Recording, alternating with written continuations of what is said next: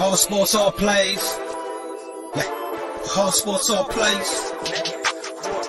All sports, all plays. 365, we making a plays. You talking the game, get you through the days. We're high in the court, the dime in the lane. Variety topics, living the same. All presentation, sports information. Hitting the airways, taking the nation. All sport, all plays, like working your faces. Grace at the field, so tie the laces. All sports, all plays.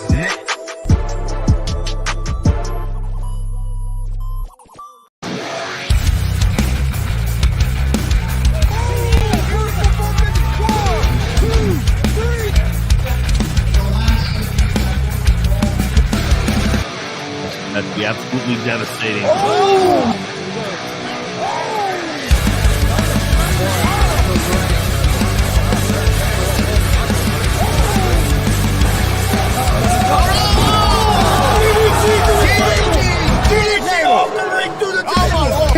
This is Joey Owens' show.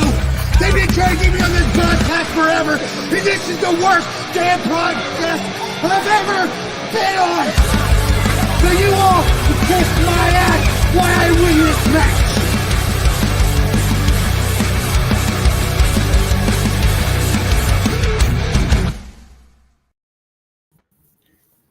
All right, what's happening, everybody? Welcome to Gonzo'S Wrestling Room, Monday, October 30th, 2023. I'm Chris Gonzalez, joined by Tony Gonzalez, also joined, as always, by Marcus Fine. What are you up to, 82 shows? 82. 82.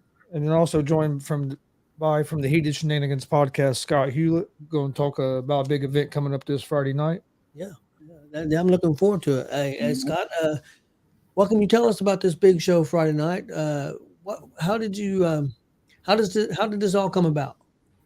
Well, this show is incredibly personal to me for a lot of reasons. I have known a few individuals that have suffered from muscular dystrophy for, well over a decade now.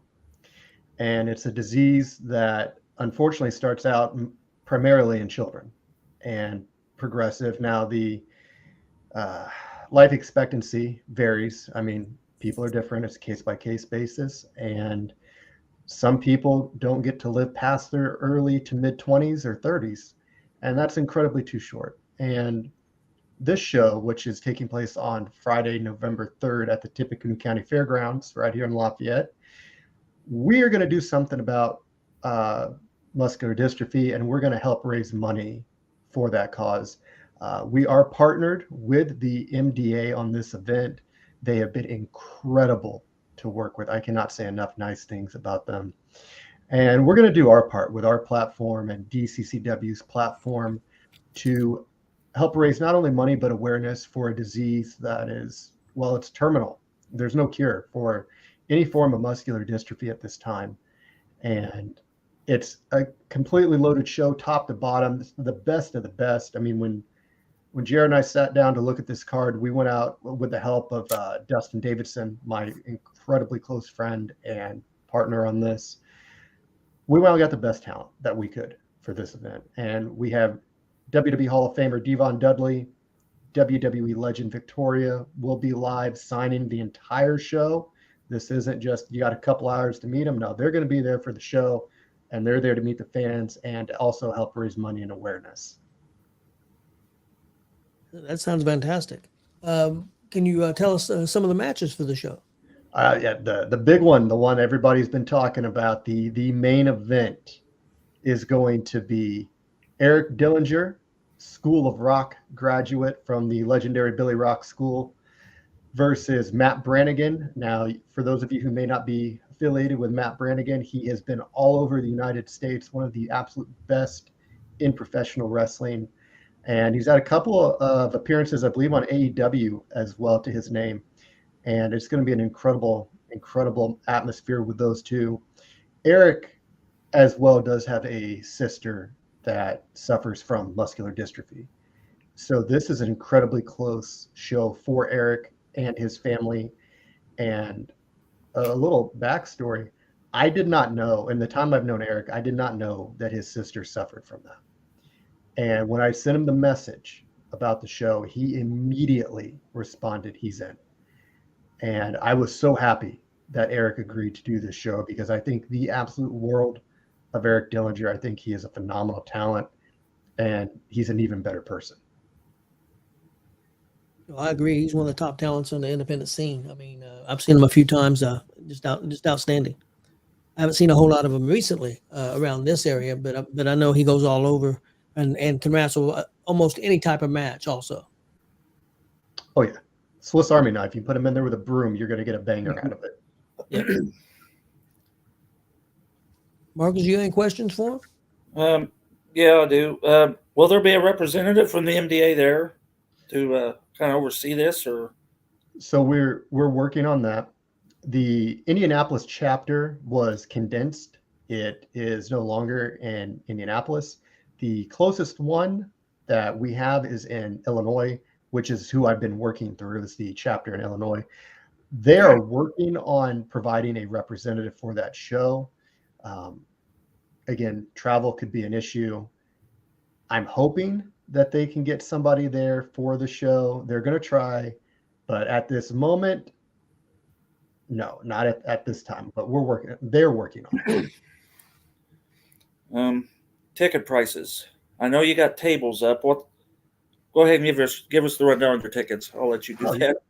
Yeah. Front row is going to be $50. Second and third row will be $25. The remainder of the floor seats will be $15. Bleacher seats are $10, and we do have VIP tables that will be, I believe they're marked as $350. But with that, that's a group of, I believe, 8 people. You get guaranteed early access to meet Devon and Victoria. You also get care packages from our sponsors, and some of the options that you could get: McAllister's gift cards, IMAX movie tickets to East Side 9 here in Lafayette. There's a decorative rock company, Reed Rocks, has donated a decorative Purdue rock. I know Purdue's pretty big here in Lafayette. But I definitely want to say that this show does not happen without the generosity of the sponsors here that help make this. Hooters in Lafayette, Hampton Inn by Hilton, Executive Cuts Barbershop, Pace Dairy Foods of Crawfordsville, Infinity Toys and Collectibles, Evil Genius Tattoo Club, Neon Cactus, have all come together as a community to help us put this show on, and they have been, each and every one of them have been incredible to work with. That sounds awesome. What time do doors open, and what time is the show? Doors going to open at 5 p.m. The show will start at 7 p.m. Throughout the time, there's going to be the meet and greet opportunity with Devon and Victoria. In addition, there's going to be live music. We have Barney Mugger's Street Band is going to be performing, as well as Mike Bradley, who is one of the absolute best artists in the city of Lafayette, Indiana. His work is available on Spotify. I would highly recommend checking it out, especially if you're a wrestling fan. A lot of great rap music that he does themed around professional wrestling. Sounds very interesting. Yeah. So you said doors will open at 5 and bell time at 7. Correct. Okay. And that's for anybody at 5. It's not the VIP. Yeah, everybody can get in at 5. The VIP people, we will get them their first access with Devon and Victoria. We have 2 VIP tables remaining. So if you're going to act, now would be the time, because when they're out. We got to make room. So, and we've had a lot of interest. People from all over the state of Indiana are coming to this, which is incredible. And it makes me so happy to know that there's so much excitement for this cause and to help the Muscular Dystrophy Association. Yeah, it's a great cause. Go ahead, Marcus. VIP includes the front row or just the tables? The table it's going to be ringside. All 8 of you would be ringside. Okay. How many tables are you putting up? I think Jared's wanting to do 3. So we have sold 1. So we have 2 left. So it's first come, first serve. So if you're hearing this or you're listening to it between now and the show, feel free to reach out to Jared or myself on social media. Our phone numbers are both on the flyer as well, which can be found on DCCW's Facebook page. It is literally plastered all over my Facebook page, so it should not be too hard to find. Could you tell us maybe a couple more matches for the show? Oh, absolutely, absolutely. We're going to have Lafayette's own Brett Havoc and Dale Patricks are going to be squaring off for the first time in a long time. Brett was one of the first people that I wanted to reach out to for this show. And Brett is a tremendous talent. And I think the absolute world of Brett Havoc, I think the absolute world of Dale Patricks, another School of Rock graduate, the legendary School of Rock. Another match we have is going to be a Neon Cactus street fight featuring Joey Owens versus Mike King. And I said it when I made the announcement. At the end of this one, it's going to be hard to tell the winners from the loser. Yeah, that feud's never going to end. A match that I'm real excited for is the DCCW titles. I believe in a four-way. That's really interesting. Could you give us some backstory on that? So the match, to my knowledge, is a first. I could be wrong. Please do correct me. But the DCCW United States Championship, as well as the DCCW Heavyweight Championship, will be on the line in a fatal four-way. The champion that gets pinned will lose his championship. If Dalton gets pinned, he loses his freshly won world championship. If Luke gets pinned, Luke loses the United States Championship. We could have a brand new champion for either the belts. Okay, so the winner's not getting both belts. It's whoever pins the champion will get the belt. Yep. Okay, we misunderstood that. We thought they were going to combine those titles. And no, okay. Don't worry. I misunderstood it when I posted it, and then Jared told me about it. I was like, oh, crap. Yeah, because we're like, are you serious? You're going to combine the titles? It's like, okay, but that makes more sense now. So if one of the champions don't lose, then the champions just hold on their title. Yes. And probably become number one contender. I'm just thinking out ahead. But Marcus over here putting down some booking decisions. yeah, next year. What kind of concessions are you going to have? We're working on that. Meyer actually has been incredibly generous to help with that. Jared and I need to stop by and kind of browse the options there. We haven't got anything locked in stone yet because we need to kind of see what's available, but we are working on having food at the event. Yes.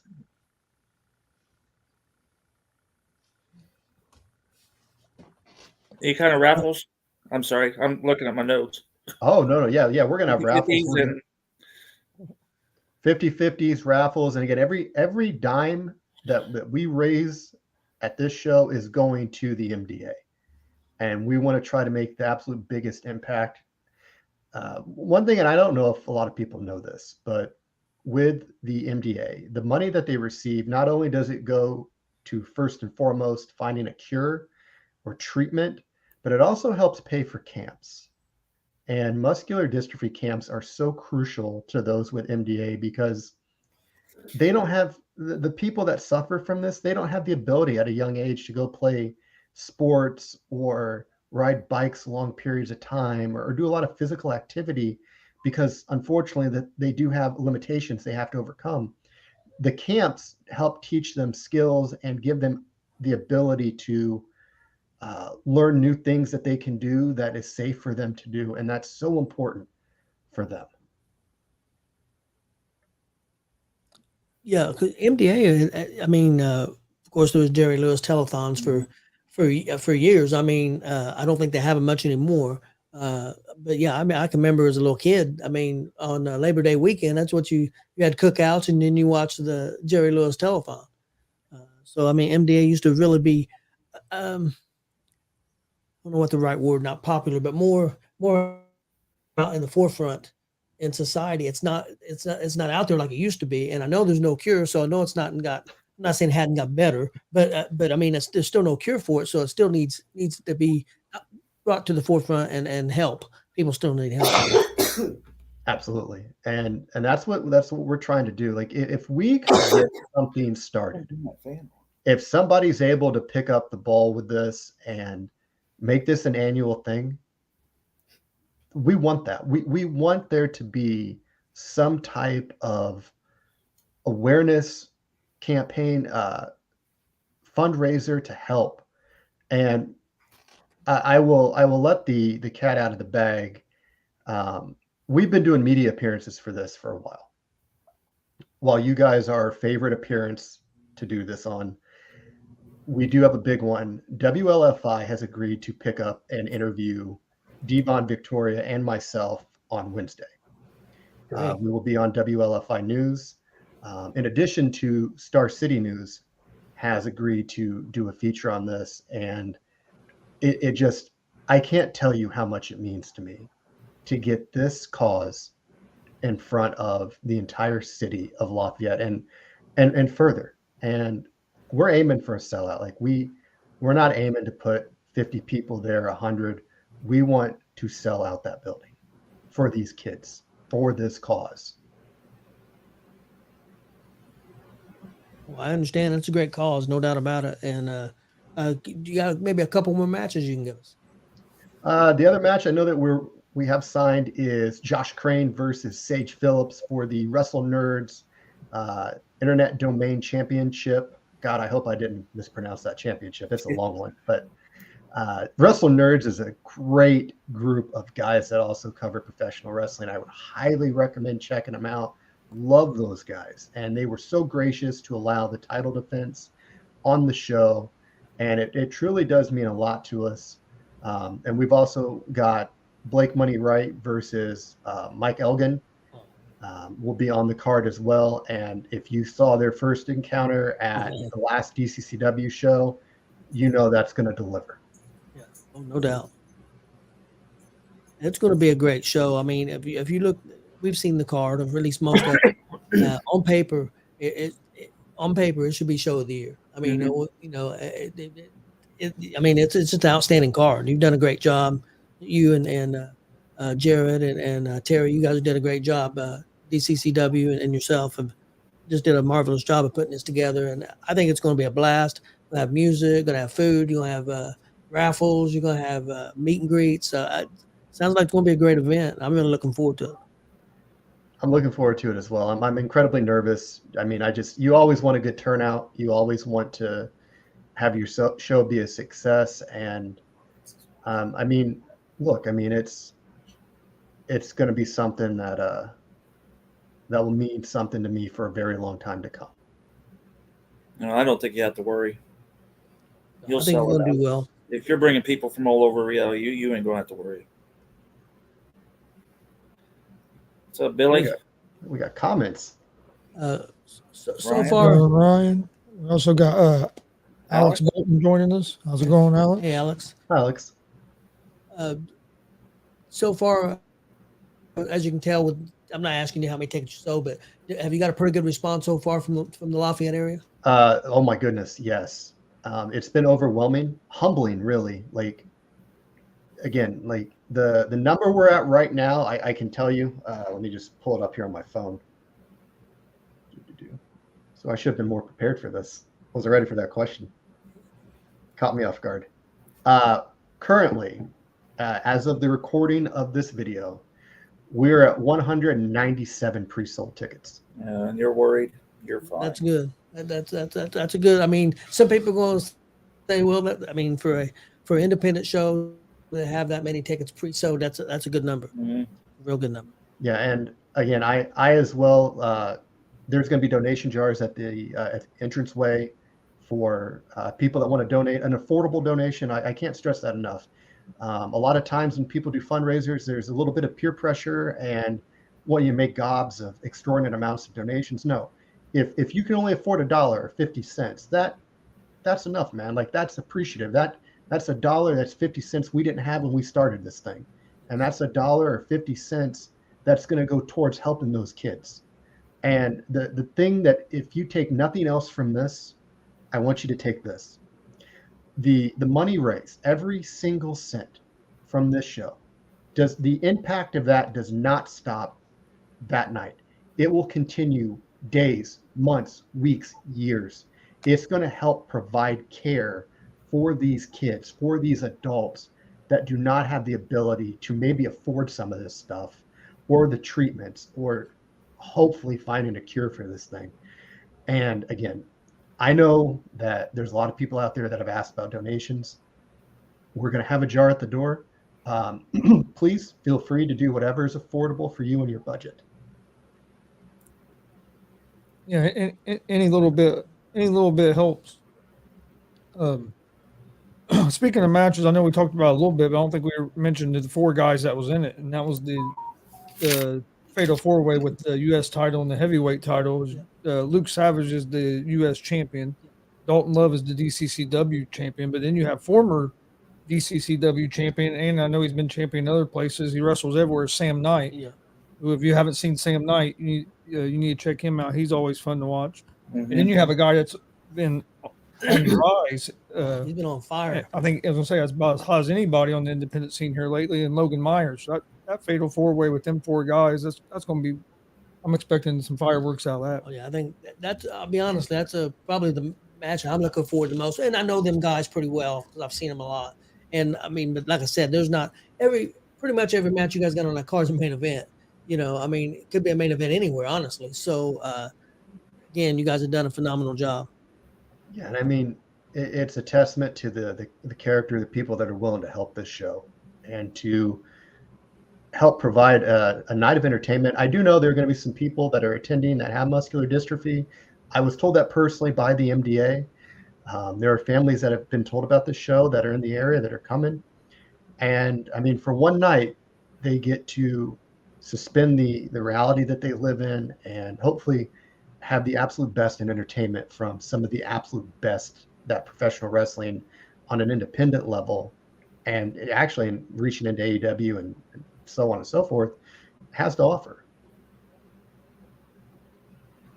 Yeah, it should be great. I got to see Victoria. Well, I wasn't at the show, unfortunately. I couldn't be at that last DCCW show, but I did get to watch it, and she was fantastic, coming out greeting the fans and stuff. Did a great job, and I expect the same thing from Devon. So sounds like it's going to be pretty awesome.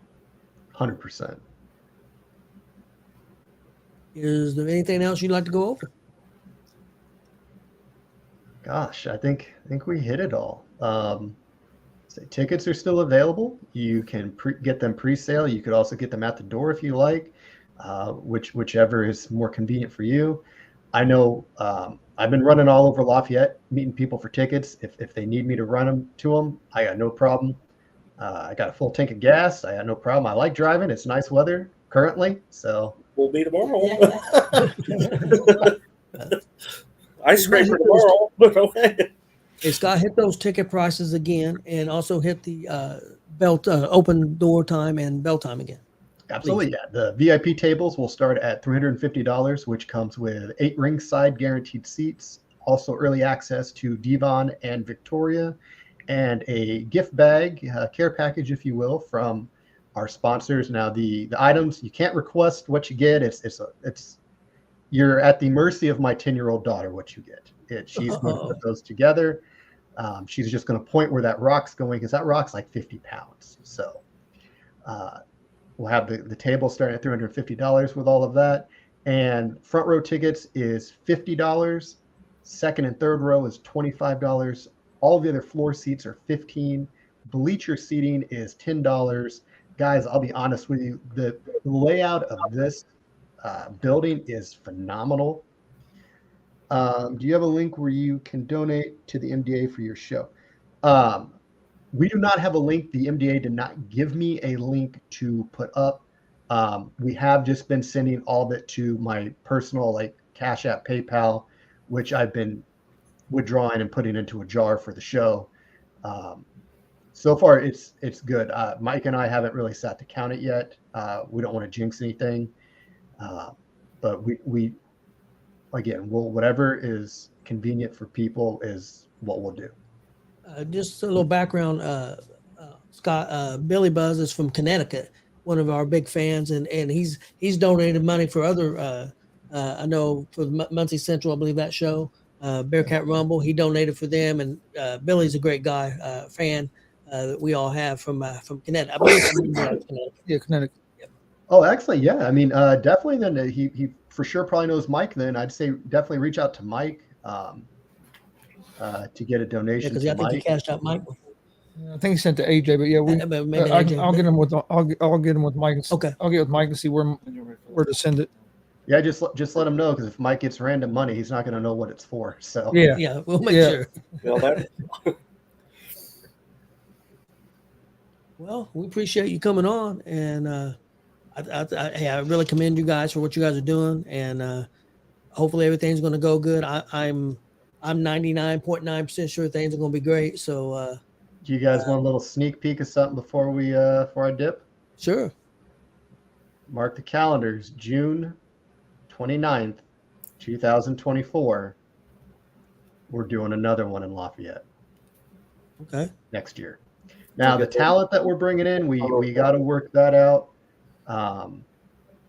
But the cause next year will be for juvenile diabetes.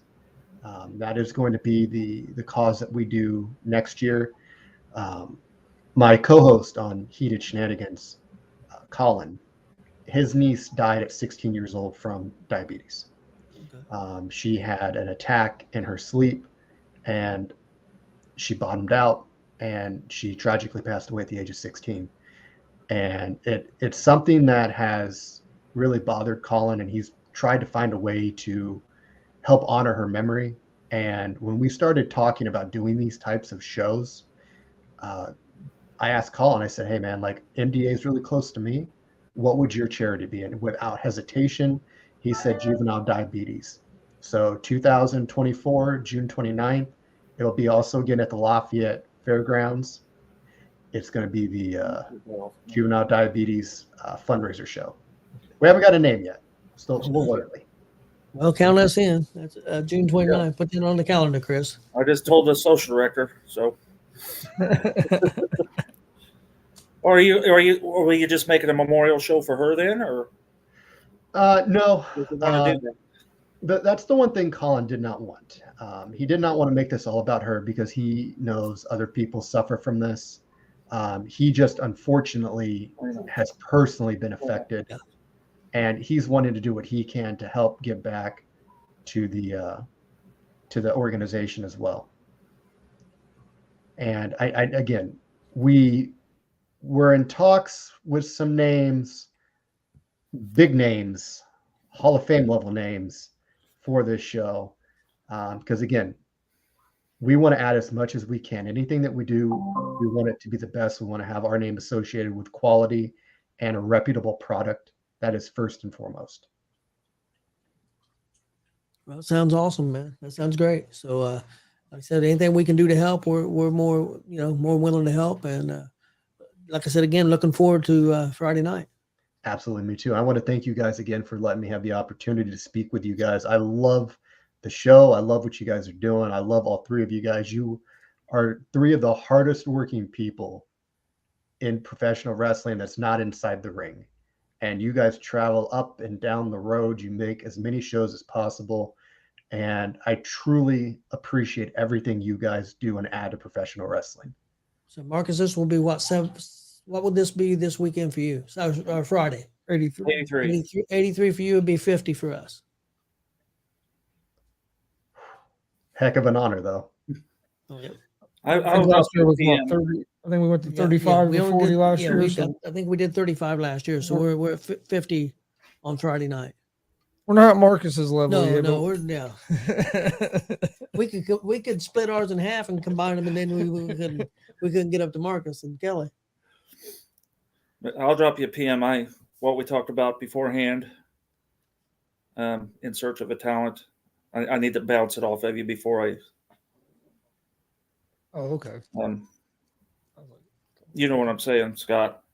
Mm-hmm. You're looking for somebody.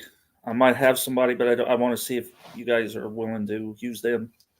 Yeah. Even if they're available, I don't know. So I have an idea. Yeah, God, please, I'm taking them at this point.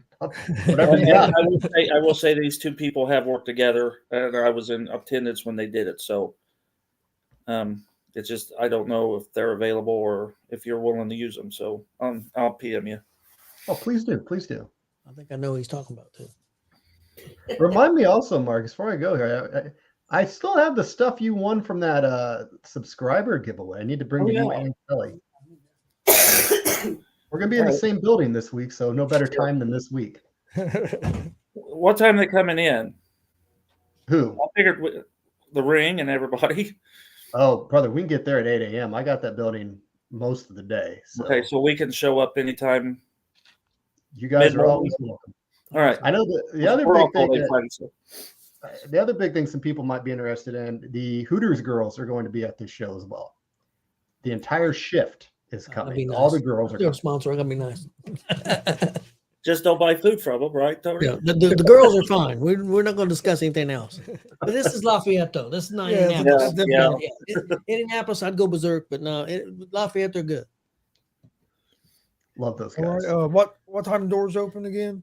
5 p.m. 5 p.m. Show starts at 7 p.m. and it's going to be an incredible night, guys. And again, I am beyond happy, stressed, but it's been worth it so far. You wouldn't be a promoter if you wasn't stressed.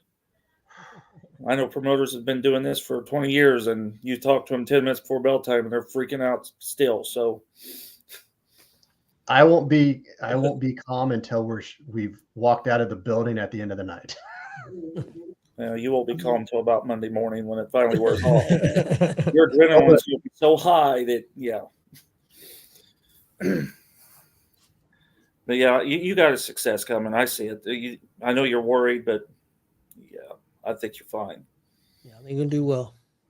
I'm hoping so. And again, guys, thank you so much for letting me come on here tonight and talk with you guys and these people that have been kind enough to join this chat. I appreciate all of you guys.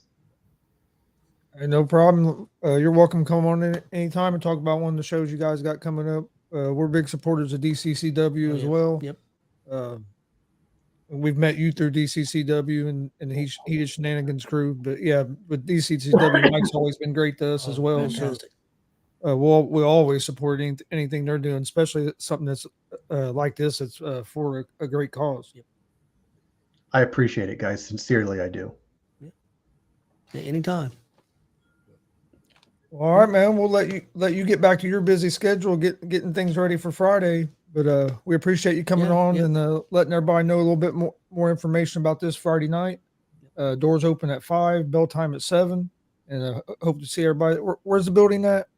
The Tippecanoe County Fairgrounds. The address will be on the flyers that you can find on DCCW's Facebook page, the Heated Shenanigans Podcast Facebook page, Twitter, Instagram, and even our TikTok. If you can get on and waste time on social media, we're there. And you can also find the flyer on the Gonzo Sports Room pages as well. Yep. We make sure we post all those flyers as well. So plenty of ways to find it. If you need tickets in advance, reach out to Scott, reach out to Mike King. Hey, reach out to me. I can get a hold of both them guys. So Terry, we'll make sure you need it. Yep, Terry. Yep, Terry. Part-time CEO. Part-time CEO. Yeah, that's what I said. That was a quote from him. That's him. Yep. All right, man. Well, you have a good evening, and we'll see you on Friday night. All right, I'll see you guys Friday. Have a safe trip. All right, we will. All right, later, gentlemen. Later. All right. We'll get started on our independent wrestling report. I guess we'll start off with Thursday night, the show we went to, Thunder or Blunder. Thunder from the Crypt. No, Thunder from the Crypt. Well, Thunder Blunder presents Thunder from the Crypt. So we'll start from there. If you guys want to, I don't have the matches in front of me.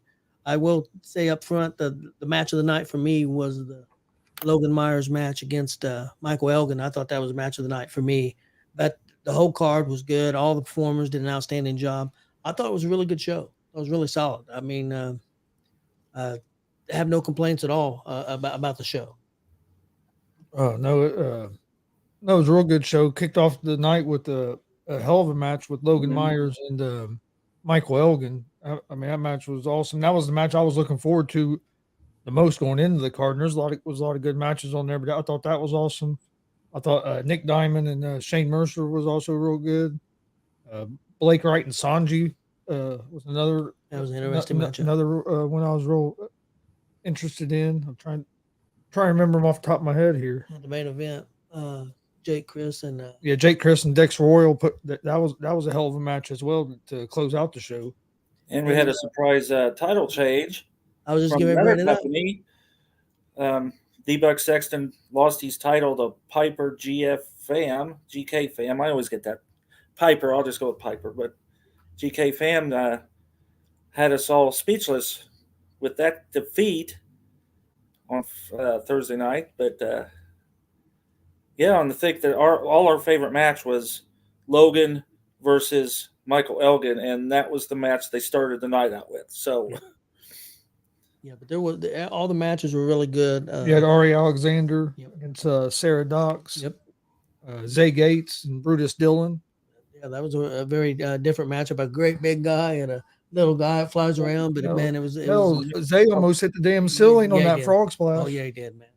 Congo versus Jimmy Vincent. That was another big versus small. Yeah. There wasn't a bad match on that night. Yeah, wrestling wise, I mean, the workers put on a great show. You can't. Hey, we've been almost 50 shows, 49 shows. That's probably at least for me, probably a top 10 or top 15 show that I've seen this year. So I mean, it was a good show. It was a really good show. I thought the performers were great, and it was really solid. Yeah, no, I agree. I agree 100% on that. And we'll get to see some of them guys here coming up this weekend because Logan Myers and Blake and Elgin are all on that card Friday night there in Lafayette. Yes, they are. Well, then we'll move on into our next show, and that was Sunday night. Billy's comment is about the he just commented is about the Sunday show. Yep. Perfect timing. Real quick before we go to the Sunday show, one more thing about the Thunder from Crypt real quick. We were there Thursday night, recorded the show, couldn't go live because of the internet, but we're going to be airing that tonight right after this show.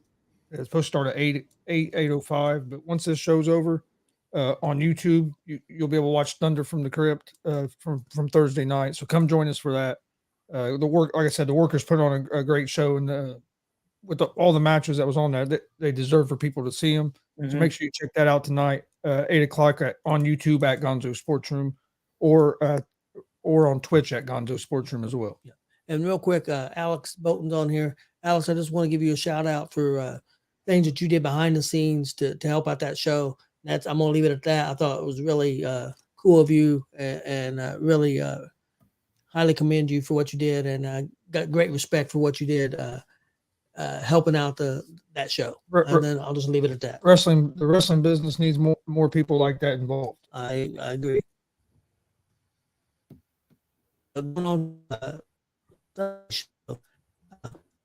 Man, I thought this year verify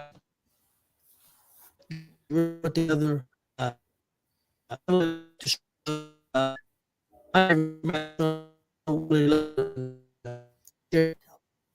know if you can. I don't know if they can hear me. Can hear you. All right, you guys are scrambled bad. We didn't hear anything you said. Really? What was the last thing that you heard? Go ahead. You started talking. I think you got ready to talk about Buck's show, and then you started garbling really bad. Okay. We couldn't make out anything you said. Okay. Did you hear what I said about Alex? Yes, we heard that, and then I think you get ready to go to Buck's show, and then well, then you're getting better now. So okay, I'll say it again. Hopefully, everybody gets it this time. No, I thought Buck's show, the World Pro Wrestling show, for me was maybe the best show they've done this year. Fair Fight might have been a little better. I don't know. I thought this show was outstanding. I thought it was really well put together. My favorite match of the night for that show was Logan Myers and Jeremy Hadley. For Logan had a good week, didn't he? Oh, like I said, Logan's on fire right now, man. And then when you stop thinking about what he did a couple weeks ago in the main event against Joey Owens, I mean, the man's on fire. But I thought it was a great show. The only downer and things happened was the injury that happened, but that things like that happen. And luckily, I think he's going to be okay. Have you heard anything from him, Marcus? No, I did talk to Cecil, and I hadn't talked to him today. I couldn't tell you what today's report was. He was pretty sore, hurting, obviously. He did leave in a walking boot. I do know that. Yeah, and I gotta commend you. I don't know what did he put? Yeah, the way you guys didn't air that. You didn't even you focused on the poster. Yep. And then took a break. I commend that. Yeah. Well, that was Chris's decision. I mean, he I commend that. He did that right away, and it was definitely the right move. But he did it right away as soon as it happened. He did that, and we've heard from some other people from Warrior Pro. They were very happy with that too. Yeah, because he was only 3 seats from us. Yeah, I was probably the closest. Well, except for Shelby from the kickstand because it was right in front of her. But I heard it, and it's like I looked at Kelly like that. Yeah, and that's about how I said it. So. Yeah, it's or we were out. We couldn't see it real well, but it sounded bad. Yeah. Well, he landed on a. I don't know if it was the way our microphone picked it up, but in my headset it sounded bad, and that's why I was like, well, I don't want to keep it. If he is hurt bad, I don't want to keep the camera here, so that's why I just moved the camera to the poster screen there on that poster, and then I looked at him and say, "You want to take a break real quick?" I just figured that was the best thing to do, so we can. I mean, the number one thing was make sure that Tyler was okay. Mm-hmm. And then once we found out he was okay, and I like the way Warrior Pro handled it too, and made sure he was okay. Then they got the show back up, but then as soon as they found out a little bit of update about him, they let everybody there know what was going on, and I appreciated that. Yeah, I want to give Tim a shout out, the ring announcer. I thought Tim did a great job of letting the fans, know what's going on. Some fans maybe knew, knowing what the wrestling, business is. He kind of went over that a little bit, how things can happen, and Tim did a really good job. And the referee, the referee was a young guy, and I mean, he checked on the wrestler. He came up, put the X up, and boom. I mean, he made a quick decision, and I like how he handled it. Because and nothing against nobody, but I mean, some referees wouldn't have handled it that well. You just kind of panicked. I mean, yeah. I thought they did a real good job. All the Buck and all the wrestlers came out checking on them. You can tell there were family there, so I thought they did a great job. And luckily, it's not going to be anything serious. It's going to linger for a long time. I don't think so, but you never know. With you bang up your ankle, it could linger for a while. You just don't know. Then another surprise in the show, you had new Warrior Pro heavyweight champion. Yes. After the belt changed hands Thursday night, with like Marcus had said, with Piper GK Fam winning, there was a 4-way in yesterday's show at Warrior Pro, and Blake Money Wright came out as the new Warrior Pro champion. After his match, came over and sat with us for a little bit and talked, and then he did. It is looking like the new Warrior Pro champion is going to be making an appearance on the show. He wants to come on the show one day this week. He wants to come on and talk about his big win yesterday. So once we get all that 100% ironed out and when it's going to be, we will let everybody know. The other thing I wanted to bring about Warrior Pro was the debut of Pitbull. What was his the Pitbull? Pitbull Omega. Pitbull Omega made an impression, buddy. I tell you what. Very good. I was really impressed with him. This thing here that Billy says, it garbled on me. No, they had their pizza in like little pizza boats, and then they had their trash. He landed on that can. They had a pop can in there, and I think that might have helped sprain his ankle because he didn't land directly on the floor. He landed in that boat. Somebody said like a bag of chips or something. Yeah. And it slid on him. If he'd hit the floor, I think he'd been fine. But he landed in that trash, and I mean, it happened. But But no, he didn't land on his head. And again, what's that referee's name? Dalton, is that right? Yes. Dalton. Yeah, he was right down there. Did their referee check, and Tyler didn't respond back. So Yeah. Tyler told him to call it. Yeah, Tyler told him, call it. So, And I'm glad he did, because I guess once before he didn't, and continued the match. Tyler's stubborn. Love the kid to death, but the kid's stubborn. So yeah, I'm glad he didn't continue. But I'm glad you brought up the Pitbull Omega, because that was my first time seeing him. Well, I was gonna say live, but seeing him at all. Yeah, I've heard of him, but I hadn't seen him, and I was impressed. Yes, I was impressed by him yesterday. Hopefully that he comes back to WPW, and I'd like to see him some more just organizations. Just not in the ring. His character, his mic skills. The dude was good, man. It was outstanding. Added something to the show, and he would add something to any show, I'm sure. But it just definitely added to the show. He also came over and sat down at the announce table for before his match for a few seconds. Scared old David Lee to death. Hell yeah. Yeah, we seen him down in Kentucky earlier in the year, so we already had seen him in action. So Kelly recognized him right off. And but yeah, when he come over there and says, "I've eaten sandwiches better than that guy is," we were losing it. Oh yeah, we did too. That was great. But yeah, he's an up and up guy. Like I said, we met him down in Kentucky, and good power. I'll give Warrior Pro some credit, because last month wasn't it wasn't a bad show, but it wasn't one of their best shows. Yeah.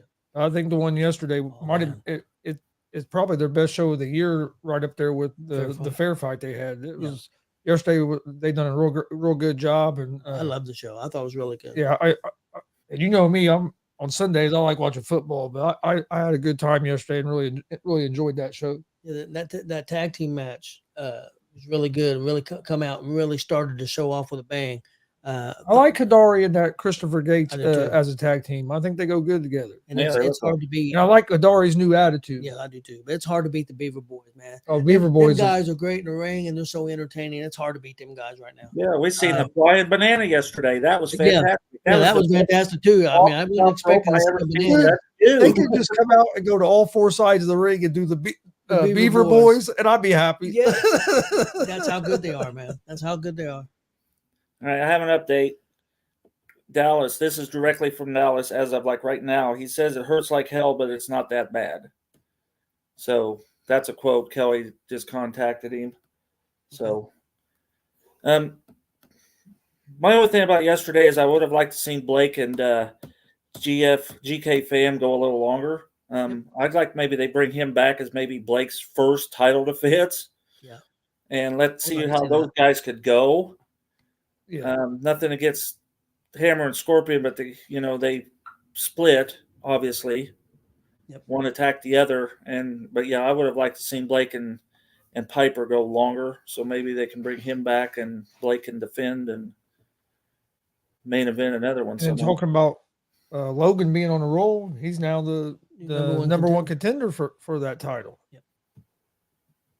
And him and Blake going at it would be a good one too. But I agree. I'd like to see Piper back, and I'd like to see them two go at it one-on-one a little bit longer, because what we got to see of them two going at it yesterday was real entertaining. Well, Piper's a different style, a different style than what they have there. And that's always good to have some different styles in there, on the mic and in the ring. So yeah, I agree with that 100%. But yeah, Warrior Pro knocked it out of the park yesterday. Great show. If you missed Warrior Pro yesterday, you can find the whole show on our YouTube page at Gonzo'S Sports Room, or on Twitch at Gonzo'S Sports Room. We aired it live yesterday on YouTube, so it's on there. I'll be breaking it down into single matches and getting that up on our YouTube and Facebook pages here in the next couple of days. Okay, well, we're going. You guys got anything else on that? One more thing. Kripke did become the number one contender against Jackson Morgan for Jesse Winchester's title. So, and Jesse and Cecil Cerveza was an outstanding match that I seen in Illinois at Cecil's show. So I'd already seen them guys and knew what they could do. And I thought those two matches needed to be brought up too. Yeah. Oh yeah, I agree. Outstanding. So. Yeah, they put on a good match. Like I said, I'd like to see where the Tyler Scott and Zay match was going to go. Yeah, I would too. Because with both them guys being able to fly a little bit, I thought it was going to be an interesting match. And unfortunately, it got cut short, which was nobody's fault. I mean, unfortunately, injuries happen. Well, hopefully, we'll see it again down the road. Hopefully, we could see that. But Jesse Winchester, I mentioned this yesterday on the show. The work he's put in since that knee surgery, he's really came back and really working his way up the ranks, and you can see a big improvement in him. Well, if you look at him from a year ago to now, too, you can tell he's beefed up, too. Yep. His shoulders and arms are getting pretty muscular, and yeah. Well, you guys ready to move on to the next topic? Yeah. Okay, we'll get going. First thing, Marcus, I believe you watched NWA Power. Yeah. What did you think of the show? I thought it was good. I thought this was a good week. Yeah, I thought it was pretty good. All right. NWA 131, see you in hell. That's what they say. All right. What do you want to know? Did you watch it too? Yeah, I watched it. I thought the tag matches were really good. I thought they were really old school, but they were really good. I like Blunt Force Trauma. Kind of reminded me of Doom. Yep. But I did like Blunt Force Trauma. There was another tag team on there that I really liked too. What was it? Had to be the one that didn't here. Magic Incorporated. That was fantastic. Yes. Even had their sideshow. They even had their lady. The lady comes out the whole time, and she the whole time they was wrestling. She'd be at the ring doing like this, just like a magic assistant. It was fantastic. Yeah, it's the like, whole time. The character nobody ever come up with that before. Yeah, it was good. I agree. Yeah, I'm not so sure about Pretty and Power. Let me say they play the gimmick like Juwan Thomas plays his gimmick. They're very good at what they do. Yeah, just the way they're arrogant little ladies. I'll leave it at that. They know how to rub That's you what you wrong. was going to say, Marcus. That's not what you was going to say. Well, you know what I was going to say, but they know how to play their part, and they do very well at it. Yeah, they do. Okay. I was the only one to watch this. I'll go over it real quick. I watched the NWA pay-per-view from Saturday night. So I'll go through it real quick. I'm gonna be straight up honest. The first match was the Ultimate Hardcore Tag Team War. The crowd liked it. I didn't care for it. I thought it was a mess. I'm just gonna be honest. But the match of the night, the first two matches I thought was kind of mediocre for me. The fans seemed to love it. So yeah, I guess you can't argue. But the NWA Junior Heavyweight Championship, Kobe Carino versus Joe Alonzo, I thought it was match of the night. I thought it was fantastic. They went all over that theater.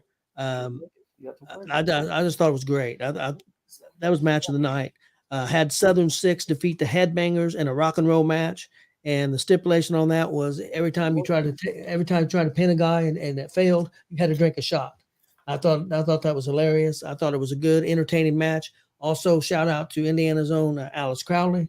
She made an appearance on the show as one of the bartenders, and it also slapped the crap. I believe it was out of Kerry Morton, if I remember right. But she made an appearance. Hopefully, she's going to be wrestling for them because she's outstanding. So shout out to her. The submission match with Jackson Dane and Blake Troop I thought was pretty good. Jackson Dane won it. That Blake Troop's a big son of a gun. Then we had the NWA National Champion Heavyweight Championship, Silas Mason against Chris Adonis. Thought it was a real strong match. I thought it could have been a little longer, but Silas Mason won that. Then we had the Women Heavyweight Championship, Kenzie Page against Rufy J. Good match. Kenzie Page held on to her title. The last two matches was the NWA Tag Team Championship, Blunt Force Trauma against Knox and Murdoch, in a Knights of a Round Table match. What that was, you had to put a guy through a round table, and supposedly their manager was supposed to be banned from ringside, but he was dressed up as a knight and got interfered in the match, and they won the match. Main event was Tom Latimer against EC3 for the NWA title. EC3 hung on to the title when Matt Cardona come down and interfered and cost Latimer the match. Pretty strong pay-per-view.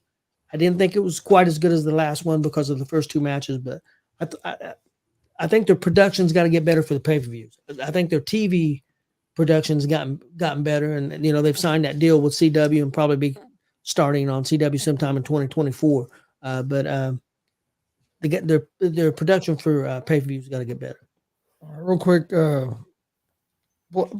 Blake Wright had a question. I'm assuming for Marcus, because he said, other than my wrist tape, do you have any other BMW items? Yes. I got the photo you took with my camera that you signed. You popped some balloons one night and had them signed. I'm sure I got more stuff. So, yes, I got more ring-used Blake Wright merchandise stuff. So, but, yeah, that's funny. I couldn't believe everything everybody said about that nasty stuff they said about the ring tape. Yeah, I seen that. Tony brought it over to me because you threw it on the table, and he said, "Here, you want this?" This was Blake. So I said, "Yeah." So there it is. I already got the card. Well, Chris was one said. Well, I said Marcus will want that because he collects everything. So I took it over to you. Yep, got a dated site and who you worked, and see me at 20 years if I'm still alive, and they're probably all moldy and nasty by then, but I'll have it. So he said, bring it to the next show. Well, that'll be Friday. That'll be Friday. Yep. Well, real quick, I'll go over the other TV shows that were this week. Monday Night Raw, I thought was a real good show. Hey, Jey Uso's a star, doing fantastic. Drew McIntyre and Sami Zayn put on a great match. Alpha Academy and the New Day did an outstanding match, and I thought Raw was pretty good. Pretty good show. Next up, AEW Dynamite. The highlights from that was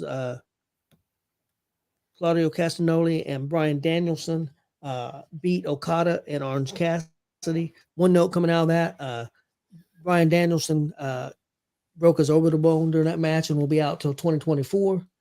It looks like, at least. Thought it was a decent show. Highlight, of course, was MJF.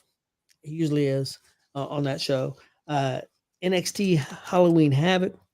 I love the show. I thought it was the best show of the week. It featured 5 women's matches. I thought they just did a great job. That's risky to at this day and time to feature that many women's matches. They still did a knockout rating. Still did real well. Big match on there was Laya Valkyrie defeating Becky Lynch for she's the new NXT champion. That was a shock. And also Chase U beating the Family. And now they're the new NXT tag team champions. And then the last one is Friday Night SmackDown. Roman Reigns and LA Knight had a great segment to open the show with a contract signing. Thought it was really good. Leading up to Crown Jewel, which is this Saturday in Saudi Arabia. John Cena did a great promo. Thought went real well. Talking about his he's been on a losing streak he hasn't won a match on TV in I don't know how many years. So they've been playing that up. Great match between Dragon Lee and Cedric Alexander, who hadn't been seen on TV for a long time. Showed what he could do. I thought it was real good. And then the main event was LA Knight beating Jimmy Uso. Thought it was a good show. They're really pushing LA Knight. Doing a really good job.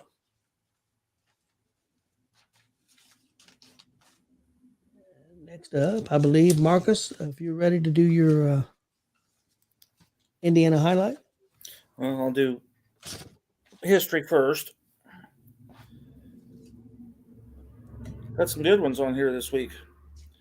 We're going to first do one from yesterday. This was actually yesterday, but it sparked it.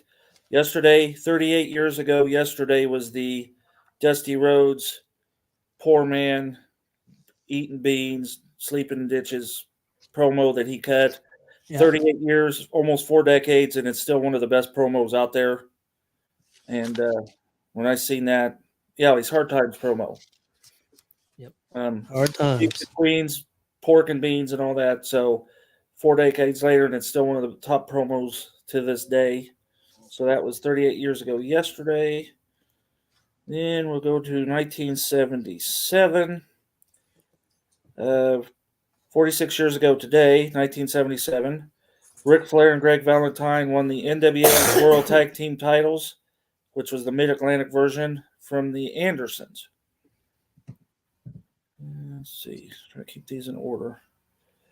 All right, 2001. Christian defeated Bradshaw on SmackDown to win the European Championship, which whoopie-doo. I never cared for the European title, and Booker T and Test won the WWF Tag Titles, beating Chris Jericho and The Rock.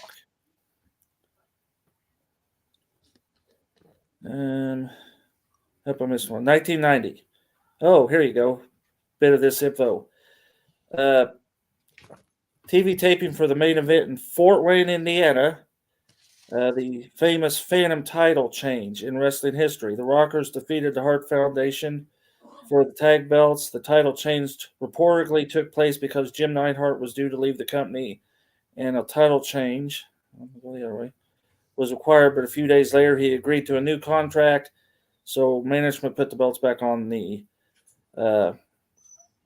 Hart Foundation, even though the Rockers had made numerous title defenses at house shows. So before kayfabe really hit, nobody knew about that if you weren't in an arena somewhere and just happened to see it. So Yeah.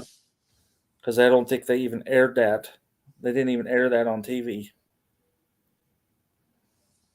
Yeah, it was 2 out of 3 falls, I believe. We'll do an AEW one. 4 years ago tonight, tag team champions SCU, the team of Scorpio Sky and Frankie Kazarian. Yep, Frankie Kazarian. Defeated the Lucha Brothers in a tournament final. October 30th, 1977. Oh, here, this is interesting. This is what they call the historical coincidence. On October 30th, 1977, at the Mid-South Coliseum, which means this was probably in Buck Sexton's ring, Jerry the King Lawler teamed with Bill Dundee to face Phil Hickerson and Dennis Condrey in an elimination match. Do you know Phil Hickerson? I don't know if I know. I remember him. Yeah, I remember him. And then 10 years later, in 1987, the original Midnight Express, Dennis Condrey and Randy Rose beat Bill Dundee and Jerry Lawler to win the AWA Tag Team titles. And what else I got? I got one more. 2016 King of the Ring pay-per-view. Charlotte Flair defeated Sasha Banks to become her second title reign as the WWE Ladies Champion. So that's our this week in history of stuff that I thought people like to hear, because there's a lot of stuff on there. It's like, oh, I don't think I care about that. But Billy Buzz, there's an update on the Mexican jumping beans. They're still hopping around. We just had the third one jump in there just a second ago. Yeah. Okay, Indiana Highlight. We're going to break this up in 2 weeks because it's Mick Foley. And Lord, we all know Mick Foley has one heck of a career behind him. So we're going to do pre-WWE, and I didn't even touch part of it. I just grabbed stuff out of it. So this week will be pre-WWE. Next week will be the WWE career of Mick Foley. Of course, he was Michael Francis Foley, also known as Mick Foley, Cactus Jack, Mankind, Dude Love. Born in Bloomington, Indiana, June 7th, 1955. Marcus, he had another name. Do you remember the one he had from WCW? Not for very long. No, I guess I don't. I don't know how many weeks it was, but he was known as Captain Jack. Yeah. Have you ever listened to his book? You ever read the big book that he come out with? He talks about that because his girlfriend called him, well, how long have you been Captain Jack? Because he was at a carnival. So he went with that Captain Jack shit for a little bit, but then he didn't like it. So, but yeah, after you said that, I remember the story. Yeah. So again, born June 7th, 1965 in Bloomington. Of course, he's worked in the WWF, WCW, ECW, TNA, and NWA. I may have to break this up in 3 times because he did a lot of after WWE also. Yeah. Of course, he was in attendance at Madison Square Gardens for the Jimmy Snuka versus Don Morocco famous leap off the top of the cage, and he was there, and you can see it. Oh, he's got his sign. That's pretty cool. Yeah. If you ever get time, Tony, and put watching it aside and want to read some stuff, that book is really good. Okay, I will have to do so. Yeah. But you gotta have time because it's like I said, it's like huge. He was trained by Dominic Nucci. He was on Superstars where he teamed with Les Thornton against the Bulldogs. We know that story. Yep. Stiff. He went to Bill Watts UWF, and then he went to Continental Wrestling Association, and with Gary Young was part of the Stud Stable. And I remember that. I don't remember that either.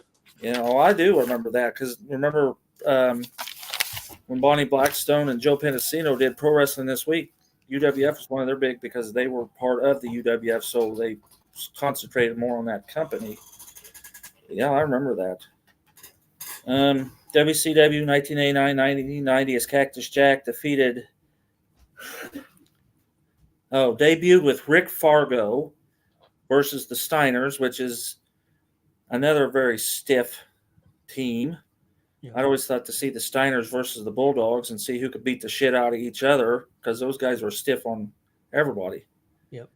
Then he feuded with Fargo, and then we know the 12-foot apron leap of elbow drop where if you read the book, he was too far away.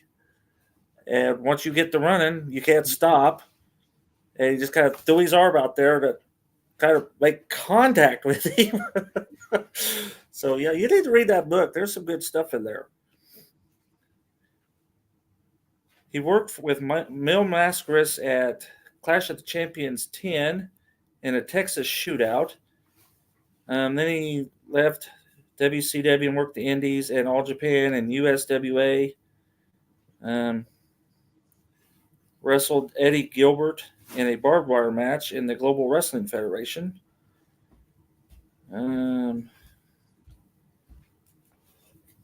Came back and did a lot of house shows for WCW from 91 to 94.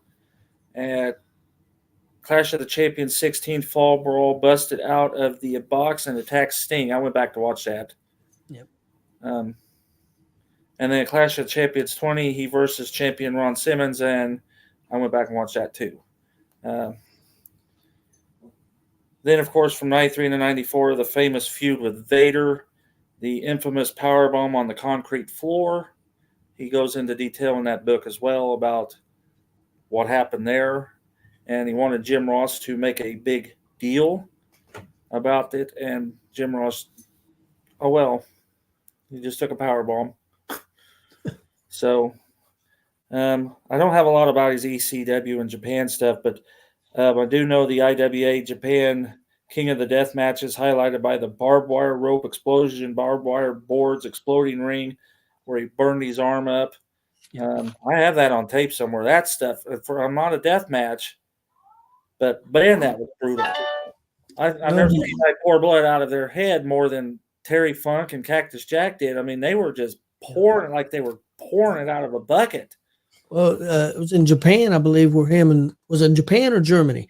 Him and Vader had that match, and he got caught in the ring and tore off his ear. I think that was Germany. Okay. It was either Japan or Germany, but I couldn't remember which one. But yeah, and that deathmatch stuff was, like I said, I'm not a deathmatch fan, but man, I'll still go back and watch that. That was brutal. Justin Danger said Germany. Has Justin Danger, have you read that book? Have you read that book, dog? No, if you do, Tori, get that book, read it. Oh, man, it is fantastic. And it was all WWF stuff. I mean, he does talk about WCW, but he hadn't been to TNA and all that yet. So yeah, he wrote most of that on an airplane, I think. Because somebody said he couldn't do it, and he just started writing. Yep, good stuff. So that's what I have. Next week we'll do more, and then I'll decide if we'll do a third week or if I can get it all in the rest next week.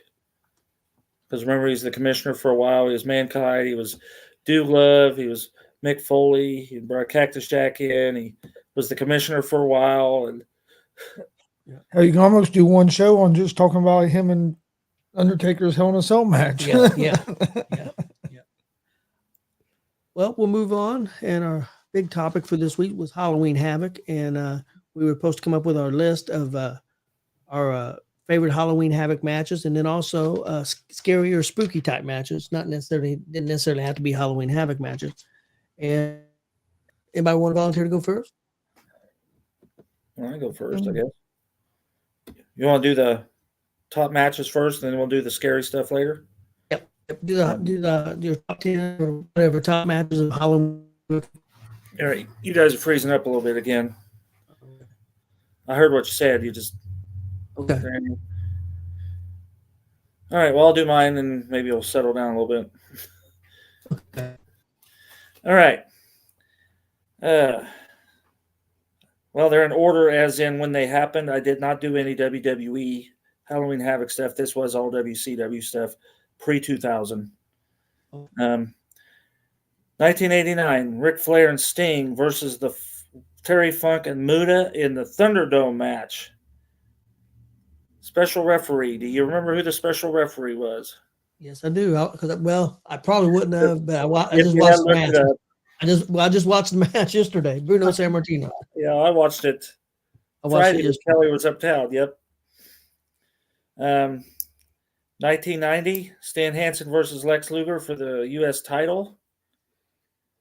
92, Ricky Steamboat versus Brian Pillman. I've seen Ricky Steamboat versus Brian Pillman in a cage in Indianapolis, and those guys were fantastic. In 1992, also in 1992, Sting versus Jake the Snake Roberts in the Wheel of Doom. Spin the wheel. Coal miner's glove. Snake bit Jake in the cheek. 93, Vader versus Cactus Jack, Texas Death Match. 94, Hogan versus Flair, Cage versus Career. All right, Alex, will we see you Friday or not? Coal miner's glove, yep. And then I just happened to see a coal miner's glove in Illinois last week. So, good night, Alex. Thanks for joining us. Yep. So, Cage versus Career, where Flair lost, and of course he retired for 3 weeks, whatever it was. 1997, Rey Mysterio Jr. versus Eddie Guerrero. How could you not like a match like that? Yep. 97, Randy Savage versus DDP, sudden death match. And that basically, I had to look that up because I couldn't remember what it was. That's basically last man standing. See, you guys are laughing because you're writing stuff that I wrote down too, aren't you? Yeah, we've got stuff. 97, Piper versus Hogan in the cage. 98, Goldberg versus DDP. And they happened to air that on Nitro the very next night because something happened with the feed for the pay-per-view. Do you know what happened? What the story is? I can't remember. I do remember it was on the next night, and I watched it on. The pay-per-view back then had strict time limits. You had like 3 hours or whatever. They ran over time. Okay. I just know they put it on the air the next night. So yeah, because and they even say that was one of their main things that started their downfall. You know, they wasn't looking at details, and they pointed that out. And perfect example was that pay-per-view where had all these people watching, and the match ends on TV and it goes blank, and people didn't get to see the finish. And like you said, they aired it the next night on TV. And I had another. I don't know what year it was. It was a street fight between the Nasty Boys versus Terry Funk and Buckhouse Bug. I don't know what year that was. I just remember that in my head. Yep. So I think that was 11, actually. 1, 2, 3, 4, 5, 6, 7. Yep, I had 11. Okay. Well, Marcus had some of the ones I had. But I'll go through the ones I had, and then I have a few that Glenn had sent me as well. I had the Eddie Guerrero, Rey Mysterio title versus mask match. Bret Hart versus Sting U.S. title match. Jericho versus Raven 1998 television title match. Goldberg versus DDP 1998. Then I had Vader versus Cactus Jack Texas Death Match. Macho Man versus DDP Last Man Standing. I think Marcus mentioned that one. Yep. Steamboat versus Pillman 1992. Hogan and Flair Steel Cage retirement match. I don't think I wrote the year down on that. And then I had Steiner Brothers versus the Nasty Boys, 1990. Oh, I wonder how I missed that one. I had mine in order. My number 10 was Steamboat and Flying Brian, 1992. My number 9 was Jake the Snake Roberts versus Sting in the Coal Miners match. My number 8, this was an NXT one, Raquel Gonzalez versus Rhea Ripley. Really good match. Number 7, another NXT, was Ciampa versus Braun Breaker in 2021. Number 6 was Vader and Cactus Jack, Texas Death Match. Texas Death Match and a Last Man Standing. So it was kind of a combination there. Number 5 was Johnny Gargano and Damian Priest in a Falls Count Anywhere match in 2020 for NXT. Number 4 for me was Rey Mysterio and Dean Malenko, 1996 Cruiserweight match. Really good match. Number 3 was the Steiner Brothers and the Nasty Boys, which you said. My number 2 was Stunning Steve Austin and Dustin Rhodes in 1991. I watched that match That was a really good match earlier man. today. It was real good. Yep. And then my number 1 was Eddie Guerrero and Rey Mysterio in 1997. Glenn had sent me a few matches. He had Eddie Guerrero versus Rey Mysterio in 1997. Everybody has that one. Yeah. Some people think that is right up there as the best match of all time. Yeah, pretty much. Then he had Flair Sting versus Muda and Funk, and Bruno as the guest referee. Goldberg versus DDP 1998. And he had Luger versus Pillman U.S. title 1989. And then he had the Cactus Jack Vader match. And he put honorable mention Hogan Giant and the debuting Yeti. But he put laughing my ass off, not being serious on that one. Well, I knew it wasn't when you said Yeti. It's like, yeah, Glenn's throwing in a funny in there. It was good to see Glenn. Glenn sat next to us yesterday. Well, kind of. We were at one corner, he had the other. It was pretty nice talking to Glenn yesterday. So Glenn's a good guy. Well, yeah, he's at the basketball game, I believe. yeah, that's where David and Buck and all them. That's why David's not on here tonight too. Yeah, Dave sent me a message, said he was going to watch our show as soon as he got home from the basketball game. Well, next up, we got the scary and spooky matches and moments, stuff like that. So I'm going to go first this time. My number 1 for my scary and spooky was the Buried Alive match in 1996. Undertaker Mankind. I was there. Yep, it was. This one's a crazy one. Barbed wire Christmas tree match. Silent Night, Bloody Night. That was Abyss, Black Rain, and Relic and Shark Boy. That was in TNA, and it is nuts. Shark Boy. My son used to love Shark Boy. Yeah, he did. Shark Boy is going to be in the area, or if he hasn't already. Yeah. Soon. Number 3 for me was Halloween Havoc Street Fight, the Nasty Boys against Terry Funk and Buckhouse Buck. Excuse me, not Bunk, Buck. Number 4 was a Bloodbath match, Edge and Gangrel. Next, number 5, this was a weird match. It was at WrestleMania back when all the COVID and stuff. Firefly Funhouse match with Cena and Bray Wyatt. Number 6 was Hangman's Noose match, Kevin Sullivan and Blackjack Mulligan in Florida. Number 7, What year Inferno match. What year was that? I forgot to put down the year, but it was probably late 70s. Yeah, I was going to say, man. Number 7, Inferno match, Undertaker and the Kane, 1998. Some moments, Diesel opening the casket and seeing himself in that feud with the Undertaker. Another one was Liz and Randy's wedding reception, spoiled by Jake Roberts and the Snake in the present. And the other one was Undertaker locking the Warrior in a casket. That was mine.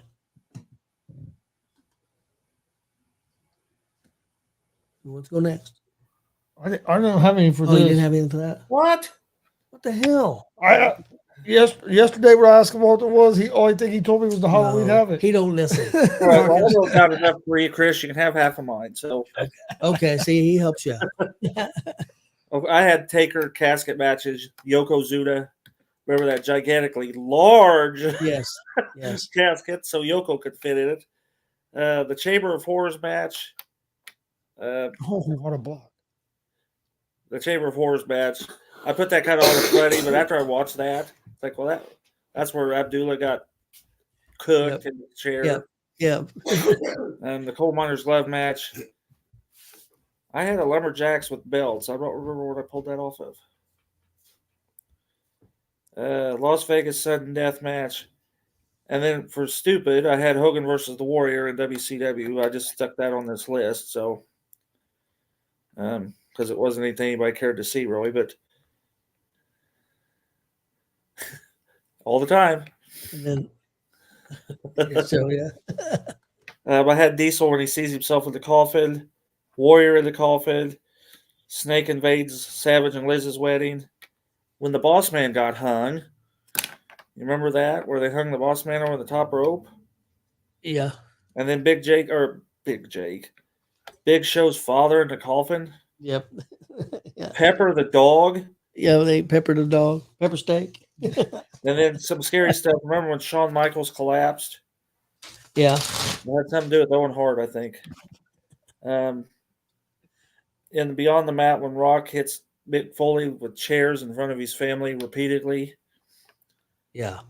Papa Shango curses the Ultimate Warrior. I was live for one of those. That was fantastic stuff. Yep, Come it out was. with that skull with the smoke coming out of the eye, and oh man, that was some good stuff. Taker buried alive and Mankind Hell in the Cell, of course, where he got thrown off the top. So, and I'm sure there's more, but that's just what I had. So,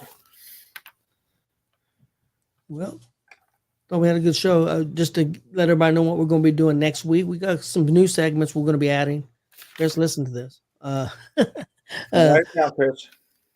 Yeah, right now. For next week's show, which will be, if I remember correctly, November 6th, we'll have our pro wrestling report and indie wrestling report as usual.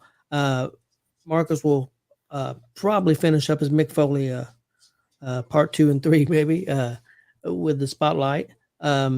Also, some things we're adding. We're going to be doing the Gonzo'S Sports Room top wrestlers of the month for the month of October. And what we'll be doing is Marcus will put together a list, I'll put together a list, and Chris put together a list, and we'll put out a top 5, 6, 7 together.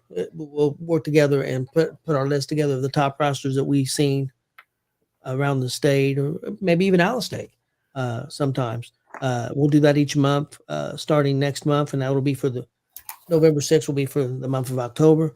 Also, I'll be doing Tony's top pro wrestlers from like WWE, Impact, AEW, and stuff like that. I'll be doing a list of that every week.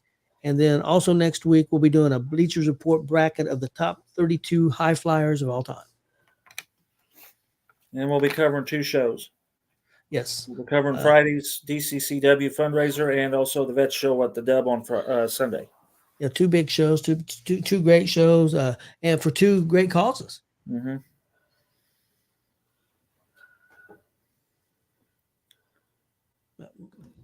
Okay, Austin. Okay, Austin. So you need to come up with your top 5. Well, I don't know if you can though. You don't get He out. can't do that. He might be able to come up with a list for the top pro wrestlers of October. He watches a lot of wrestling too.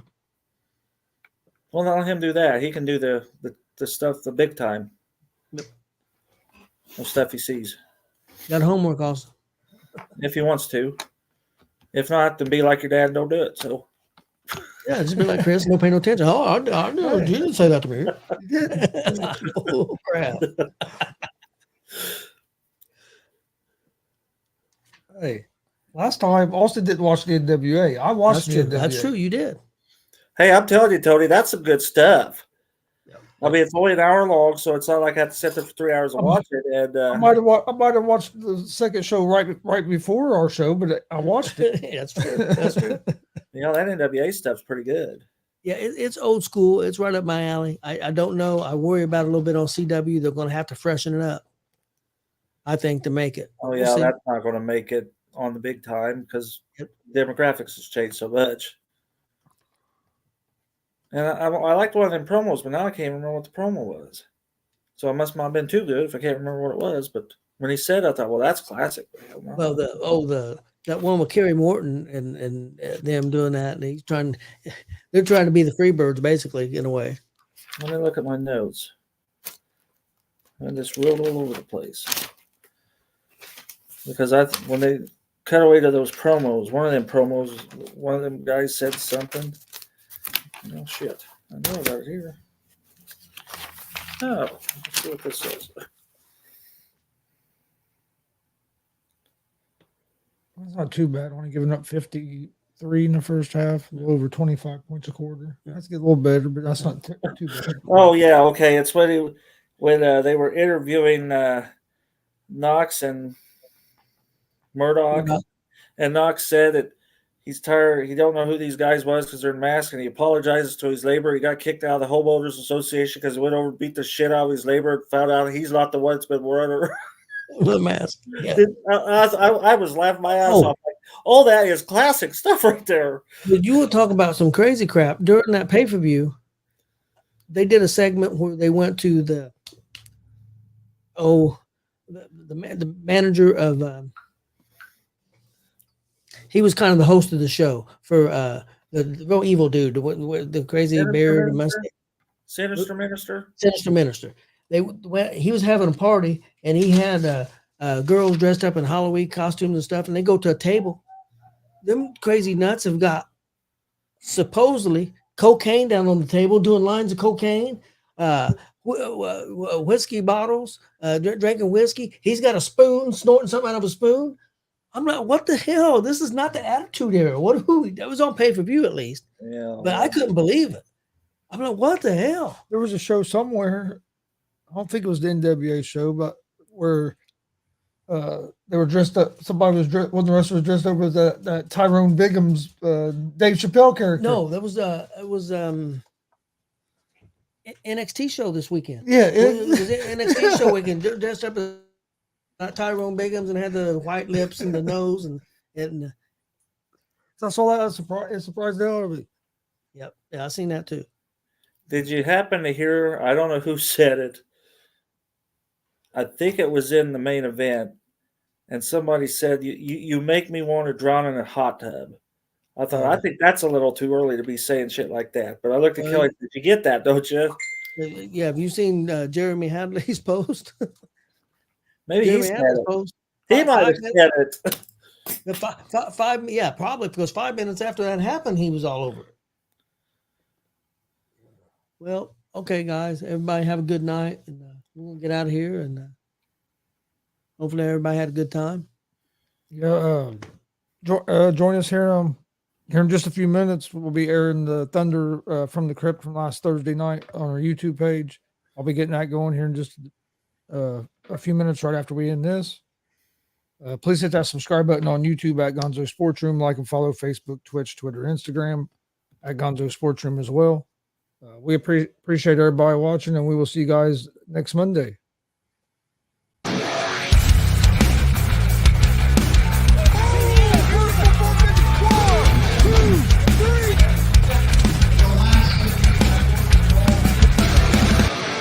That'd be absolutely devastating.